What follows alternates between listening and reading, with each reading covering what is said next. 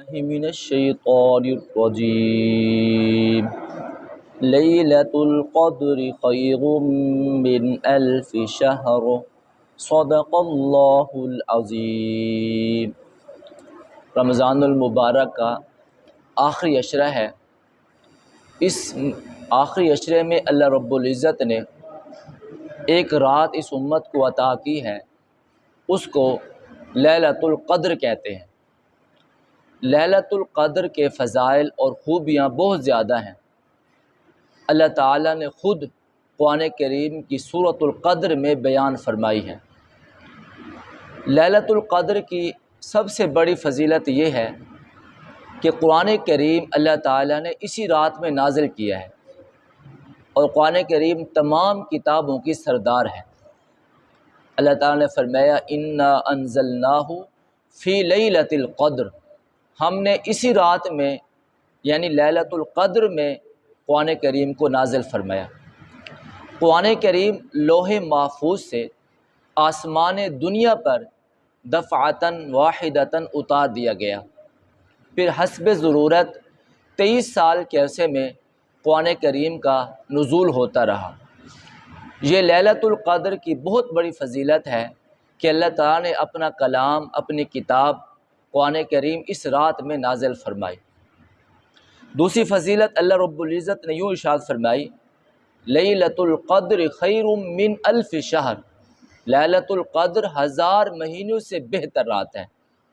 اگر کوئی شخص 1000 مہینے عبادت کرے اور ایک دوسرے شخص کو لیلۃ القدر میں عبادت کرنے کا موقع مل جائے تو گویا اس نے 1000 مہینوں سے بہتر عبادت کی ہے۔ 1000 مہینوں کو اگر جمع کیا جائے تو اس کے 83 سال اور 4 ماہ بنتے ہیں۔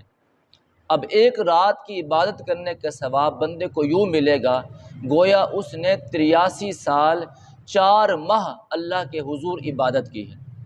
اس رات کو اللہ تعالیٰ نے اتنی فضیلت عطا فرمائی ہے۔ آگے ارشاد فرمایا تنزل الملائکہ، اس میں اللہ کے فرشتے بھی نازل ہوتے ہیں۔ اس رات کو اللہ تعالیٰ نے یہ خوبی عطا فرما دی کہ اس رات اللہ تعالیٰ کے فرشتے نازل ہوتے ہیں۔ فرشتے کیوں نازل ہوتے ہیں؟ فرمایا جب اللہ تعالیٰ نے انسان کو پیدا کرنا چاہا تو فرشتوں نے اللہ تعالیٰ کے حضور کہا تھا اے رب العالمین، آپ انسانوں کو پیدا کر رہے ہیں جو زمین میں فساد برپا کریں گے، خون بہائیں گے۔ لیکن جب اللہ تعالیٰ نے انسان کو عظمت عطا فرمائی، اور یہ وہ انسان کے ابتداء میں جب اس کے والدین نے اس کو دیکھا تو انہوں نے اس سے نفرت کا اظہار کیا، پھر اللہ تعالیٰ نے جب اس انسان کو ایک قطرے سے ایک خوبصورت شکل عطا فرمائی تو والدین بھی اس سے محبت کرنے لگ گئے۔ تو شب قدر میں جب ایمان والے اللہ رب العزت کے حضور عبادت اور اطاعت میں مصروف ہوتے ہیں تو فرشتے زمین پر اتر کر اپنے اس فکرے سے معذرت کرنے کے لیے آتے ہیں۔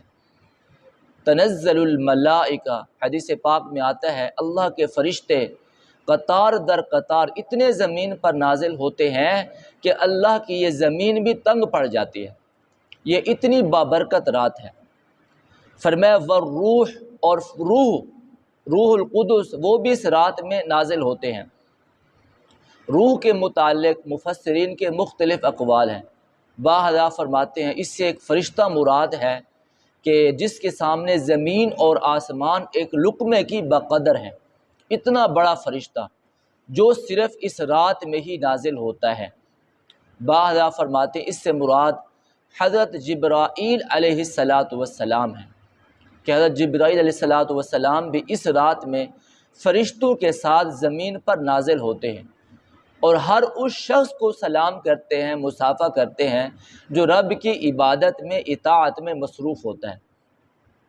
بعض فرماتے ہیں روح سے مراد حضرت عیسیٰ علیہ السلام ہے کہ حضرت عیسیٰ علیہ السلام اس رات میں امت محمدیہ صلی اللہ علیہ وسلم کے اعمال کو دیکھنے کے لیے زمین پر فرشتوں کے ساتھ نازل ہوتے ہیں۔ اس رات کو اللہ تعالیٰ نے بڑی عظمت عطا کر رکھی ہے، بڑی فضیلت عطا کر رکھی ہے۔ مظاہر الحق میں یہ بات لکھی ہے اسی رات میں اللہ تعالیٰ نے جنت کے اندر درخت لگائے، اسی رات میں اللہ تعالیٰ نے حضرت آدم علیہ السلام کی پیدائش کا مادہ جمع کرنا شروع کیا۔ اسی رات میں حضرت عیسیٰ علیہ السلام آسمان پر اٹھائے گئے۔ اسی رات میں بنی اسرائیل کی توبہ قبول ہوئی۔ اللہ رب العزت نے اس رات کو عظمت عطا فرما کر رکھی ہے۔ فرمایا سلام ہی حتی مطلع الفجر، یہ رات اتنی عظمت والی ہے کہ اس رات میں سلامتی ہی سلامتی نازل ہوتی رہتی ہے، اور وہ رات کے کسی حصے کے ساتھ مخصوص نہیں ہوتی، بلکہ جیسے ہی سورج غروب ہوتا ہے اللہ کی رحمتیں، اللہ کی برکتیں اور سلامتیاں نازل ہونا شروع ہو جاتی ہیں حتی مطلع الفجر، یہاں تک کہ فجر طلوع نہ ہو جائے۔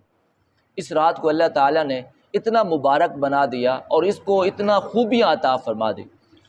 اب اس رات میں عبادت کرنا ہم سب کے لیے ضروری ہے تاکہ ہم 1000 مہینوں کی عبادت کو پا سکیں۔ کتنے بزرگ گزرے ہیں، انہوں نے لکھا جب سے ہم بالغ ہوئے وفات تک کوئی شب قدر کی رات ہم سے نہیں چھوٹی۔ سوچیں انہوں نے شب قدر کی کتنی اہمیت ان کے دل میں ہوگی اور انہوں نے کتنی اللہ کے حضور عبادت کی ہوگی۔ ہمارے اسلاف ابو بکر صدیق رضی اللہ تعالیٰ عنہ کے بارے میں آتا ہے دن میں روزہ رکھتے، رات کو رب کی عبادت کرتے۔ حضرت عثمان رضی اللہ تعالیٰ عنہ کے بارے میں آتا ہے دن میں روزہ رکھتے، رات کو اللہ کی عبادت کرتے، ایک ایک رکعت میں پورا قرآن کریم پڑھ لیا کرتے تھے۔ حضرت امام اعظم ابو حنیفہ رحمۃ اللہ علیہ کے بارے میں یہ بات متواتر ثابت ہے کہ آپ عشاء کی ایک ہی وضو سے صبح کی نماز پڑھا کرتے تھے۔ کسی نے حضرت امام اعظم ابو حنیفہ رحمۃ اللہ علیہ سے پوچھا حضرت یہ مقام آپ کو کس طرح حاصل ہوا کہ آپ عشاء کی نماز اور فجر کی نماز ایک ہی وضو سے پڑھتے ہیں؟ فرمایا میں نے اللہ رب العزت کے حضور دعا مانگی ہے، اللہ کے 2 ناموں سے میں نے دعا مانگی ہے تو اللہ تعالیٰ نے مجھے خاص ملکہ عطا فرمایا ہے، میں عشاء کے وضو سے صبح کی نماز پڑھتا ہوں۔ امام اعظم ابو حنیفہ رحمۃ اللہ علیہ فرمایا جب قرآن کریم کی تلاوت فرمایا کرتے تھے تہجد کی نماز میں تو پڑوسیوں کو بھی آپ پر ترس آ جایا کرتا تھا، کاش کہ یہ خاموش ہو جائے، اتنا نہ روئے۔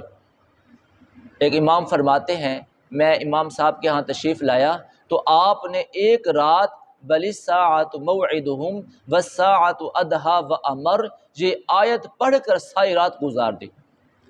تو اس رات کی عظمت اللہ رب العزت نے خود بیان فرمائی ہے۔ سرکار دو عالم صلی اللہ علیہ وسلم نے ارشاد فرمایا، حضرت ابو ہریرہ رضی اللہ تعالیٰ عنہ سے روایت ہے، فرمایا جو شخص ایمان کی حالت میں اور ثواب کی نیت سے اس رات میں عبادت کرے گا اللہ اس کے تمام گناہوں کو معاف کر دیں گے۔ کتنی بڑی فضیلت کی بات ہے کہ ایک رات عبادت کرنے سے ساری زندگی کے گناہ معاف ہو جاتے ہیں، لیکن شرط یہ ہے اللہ کی رضا کے لیے ہو، شرط یہ ہے ثواب کی نیت سے کیا جائے، دکھاوے کے لیے نہ کیا جائے۔ اگر دکھاوے کے لیے اس رات میں عبادت کی گئی، اللہ کی رضا مقصود نہ ہوئی تو اس کو کوئی فضیلت حاصل نہ ہوگی۔ حضرت انس بن مالک رضی اللہ تعالیٰ عنہ ارشاد فرماتے ہیں سرکار دو عالم صلی اللہ علیہ وسلم نے ارشاد فرمایا اس رات میں اللہ رب العزت نے بھلائیاں رکھی اور اس رات کی بھلائیوں سے وہ شخص محروم ہو جاتا ہے جو حقیقتاً محروم ہوتا ہے۔ بھئی ایک رات عبادت کرنا کون سا مشکل ہے؟ تو وہی شخص ہی محروم ہو سکتا ہے جس کو اللہ تعالیٰ نے حقیقتاً محروم رکھ دیا ہے۔ تو اس رات کی ہمیں قدر کرنی چاہیے۔ یہ رات صرف اللہ رب العزت نے حضور صلی اللہ علیہ وسلم کے صدقے اس امت کو عطا کی ہے، ایسی رات اللہ رب العزت نے باقی امتوں کو عطا نہیں فرمائی۔ اللہ تعالیٰ ہم سب کو شب قدر کی عظمت جاننے کی اور اس میں عبادت کرنے کی توفیق عطا فرمائے۔